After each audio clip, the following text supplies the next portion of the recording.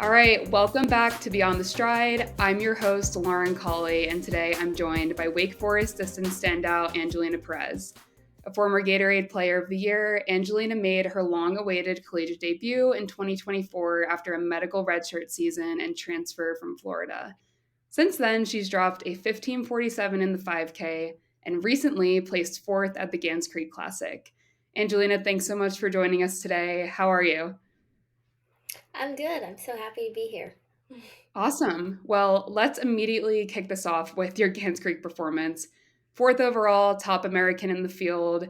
You nearly matched your 5K PR in a 6K. Did that result surprise you at all? Yes, definitely. Um, Going into the race, just kind of like talking over logistics with my coach, we felt confident that like top 25 would be a good goal. And she said, I wouldn't be surprised if you could come in like top 15, just from how I was doing, just like fitness wise and how workouts have been going. So I kind of had that in the back of my head, and just kind of went into the race with that goal. But yes, it was definitely shocking, like crossing the line and seeing that I finished fourth. Overall, the race kind of played out perfectly, I guess you could say. Just felt really good the whole time. The course itself was broken up really nicely, like K by K. So I feel like mentally it was a nice race to kind of like run through. Um, and yeah, I kind of like found myself in the last K with the lead pack and just kind of told myself, just hang on to them like as long as I can. Um, I'm not known to have the best kick at the end, so I was kind of telling myself like as much distance as I can keep between the people behind me and just see how far I can take it. And ended up finishing fourth. So it's definitely a shock, but exciting and definitely a good confidence booster to get me into the season.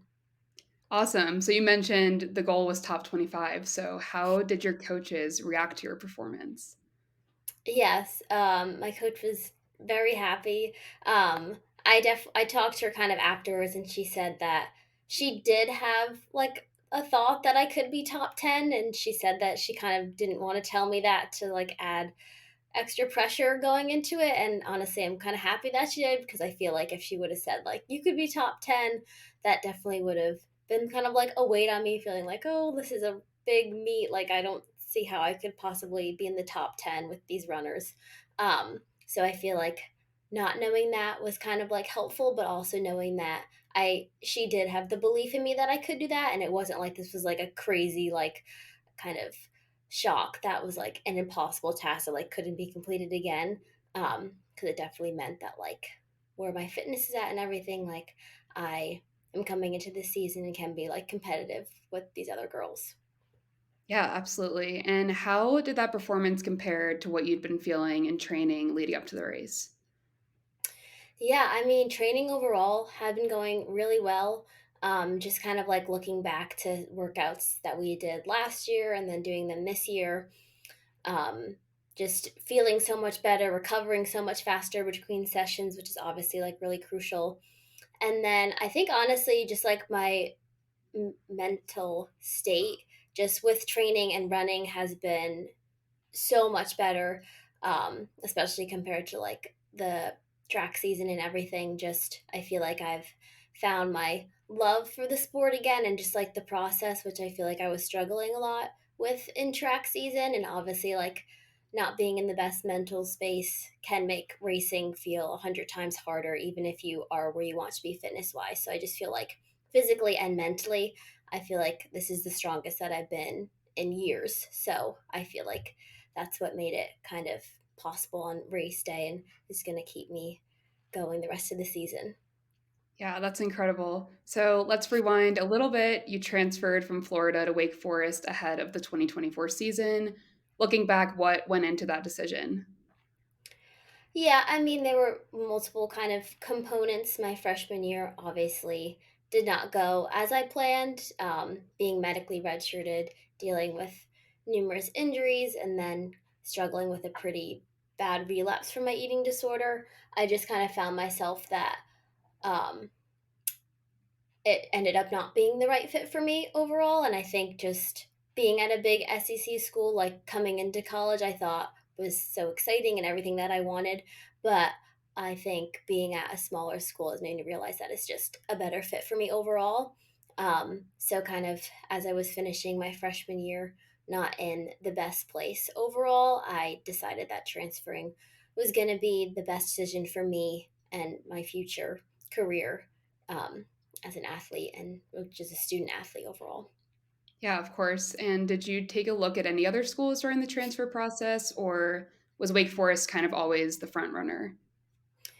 Uh, yeah, I mean, going into like the portal when coaches started reaching out, there were other schools that I was looking at, but ultimately, when I reconnected with the Wake Forest coach, who was a coach I was being recruited by in high school, and like I had taken an official visit at Wake Forest, it just kind of felt like a complete like full circle moment, and kind of like this was the place I was always supposed to be at. So after talking with the coach, scheduling a visit and everything, it just seemed like this was the place that I was supposed to be at. Yeah, it's so great you were able to reconnect after doing an official visit in high school and everything. And speaking of high school, you were obviously one of the top runners in the country, Gatorade Player of the Year, national champion, state champion. How did that kind of success shape how you saw yourself at the time, would you say?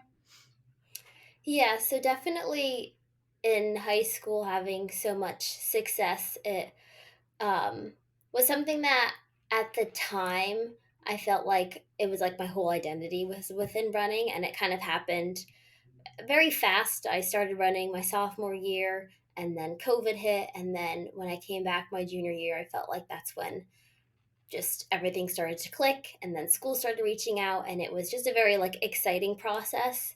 And like I said, I felt like running was my whole identity. So, kind of ending my senior year with college starting and everything, I had just assumed it was going to be a very easy process going into it, and like I was going to be on the team and I was just going to continue running really well and like just have tons of success in college coming off of such a successful high school career, and then ultimately kind of being hit with like a red shirt and then getting injured and everything. It was definitely a big eye opener for just me and my health and what I wanted for my future.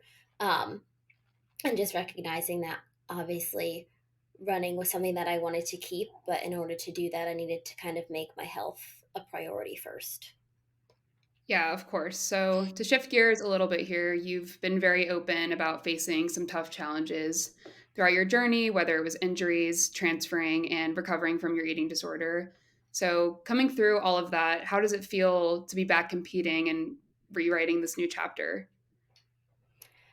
Um, yeah, it's definitely again kind of like this full circle moment. While for so many years, or not even years, but kind of during my transfer process and then taking a gap year, um, and kind of knowing that this was the end goal, like I wanted to be able to run collegiately after recovering, which was something that I hadn't really seen many other runners do, take time off and be able to come back to their sport and find success again.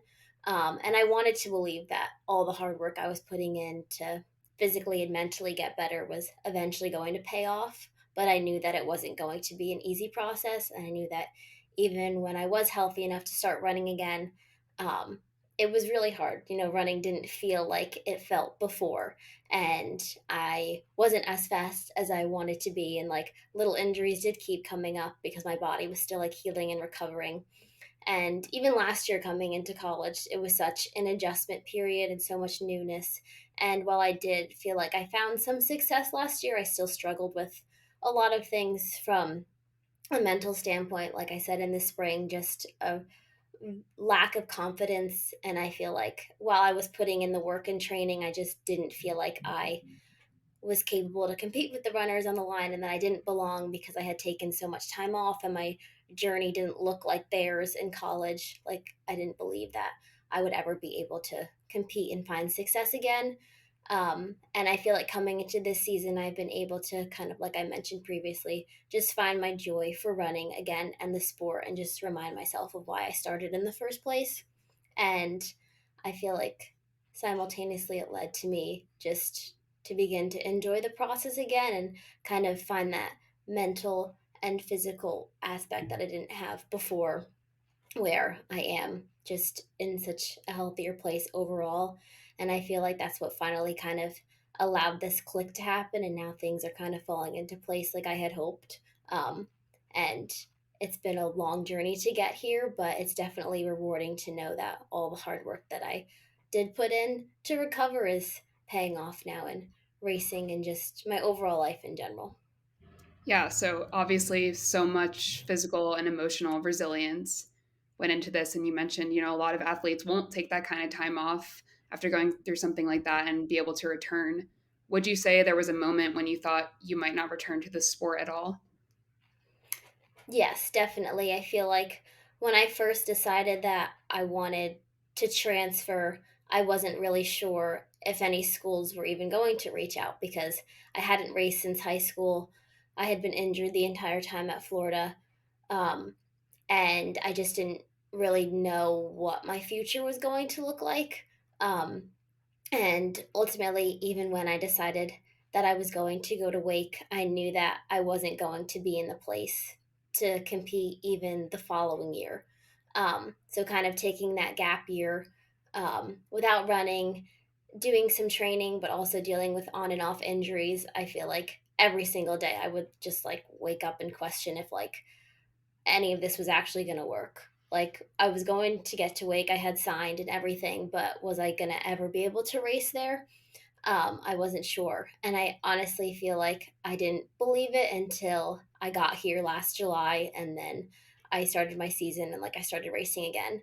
And honestly, that full first race back that I had a little over a year ago now was definitely a surreal kind of experience looking back. It wasn't like the most amazing race, but it's definitely the most memorable race that I ever had because it was just a sign for me that all the work I put in that year, not being on a team, not competing or anything, um, and just putting everything into recovery is what got me back on that line. So definitely there was lots of time that I was kind of still in denial that I was ever going to get back to racing in general. So to now be back and racing well is exciting.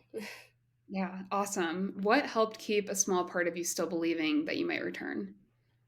Whether it was a coach or a friend or a certain run that you had or anything, like was there a moment that you kind of felt like a strong sense of like belief that like you knew that you could do this? Yeah, I think a lot of it was from my coach, um, just kind of keeping me so motivated during that year off. And she didn't have to be doing this, but she did like set up a whole like training plan for me that I was following. So I still felt like I was working towards something and working towards that goal. Um, and then I think just from a mental standpoint, I just every day kind of just pictured like my future self and everything, all the work I was putting in for her, and then also my past self who never was able to recover and get to a healthy enough place. I wanted to show her like what was possible also. So I felt like there's a lot of internal motivation and then external motivation from my coach um, and everything. Yeah. And you've been super open on social media about how hard 2023 was, especially with finishing school online, stepping away from competition, and trying to heal all at the same time. What was your mental and emotional state like during that specific year? And what did starting over really look like for you? And was there a moment that you really felt like you could start training again? And how long did it really take for you to feel like you could really build back up to this? Yeah, it was definitely looking back, 2023 was one of the hardest years. Um, and I feel like mentally, in the, I guess it was the like spring semester of my freshman year is when I kind of fell into one of like the worst mental spaces. And I was just questioning like what I was really like doing that um, kept causing like all these injuries to come up, and just the lack of belief that I had that I was ever going to return to the sport. It was very challenging. Um, and I feel like during that time is when I don't want to say like I hit rock bottom, but I've referenced that before in kind of like my newsletters where it was like this eye-opening experience where I knew the only way I was going to be able to get out of this, regardless if I wanted to get back to running or not, but just get back to finding a life that I knew was better for myself, recovery was the only way that I was going to do that. So I feel like it was kind of during that time when I realized like I was going to put everything I had into recovery because I knew that no matter what, again, if I was going to get back to racing or not, I just wanted to feel happy again and I wanted to be living a life that had more meaning again. And I knew, like I said, recovery was the only way I was going to be able to do that. Yeah, it's so important that you put all of that before returning to competition. Like that definitely plays such a huge role in how you're performing now. One thing I want to touch on, you've said on Instagram that for a long time you didn't think you'd ever move past the grief of losing your eating disorder, especially because of how tied it was to your identity as a runner. So, what really helped you shift that belief, would you say? Yeah, there was definitely a period of time that I just did identify so much with my eating disorder. And I felt like it also was tied so much to running and like the success that I had because I was praised so much when I was running well. And just all the success that I had in high school was tied with running and simultaneously tied with my eating disorder because I was struggling and no one really knew it. Um, and I felt like when I then started recovery and I also was injured, I didn't have running at the time. I did just feel extremely lost because I didn't know what to identify with. And it's taken some time, but I feel like over the years, I've been able to kind of realize that I, for so long, was recovering because I wanted to return to the person that I was prior to my eating disorder. And I feel like throughout this process, I've been able to kind of create a new version of myself that I like even better than the person I was before, which has been really cool. And I feel like I've been able to just find other things about me and about my life that I didn't have before. Um, and obviously, coming back to running and having that again has been extremely helpful, but I just think overall, this process has been just so helpful for me to be able to create the life that I want and become the person that I am today. Yeah, that's incredible and so great to hear. You shared three promises that you made to yourself before returning to training on Instagram. They were to never overtrain, fuel daily, and rest when needed. How do you stay grounded in those promises, especially now that you're back racing at such a high level? Yeah, I mean, I think the biggest reminder through all of these is just that I never want to fall back into my eating disorder and fall back into the injury cycle and know that the only way I'm going to be able to stay healthy and be able to train like I am is by recovering, fueling properly, resting, and listening to my body. Um, like I said, because I never want to fall into that injury cycle or have this sport taken away again because of my eating disorder. Yeah. So, this is your second year racing collegiately after a strong comeback season in 2024. How has your experience changed from last year to now in terms of both racing and mindset? Yeah, kind of like I mentioned earlier, I think my mindset has been the biggest change kind of coming into this season and just the joy that I found for running again. Um, and it was definitely something that I felt like I was struggling with in the spring, especially. And I think last year, like I said, everything being so new in the fall, um, it was just such an adjustment period that while racing was going well, I don't think it was everything that I had like potential wise. And I feel like this year, kind of knowing what the process is like, knowing what I want to achieve, having goals for myself has been really helpful.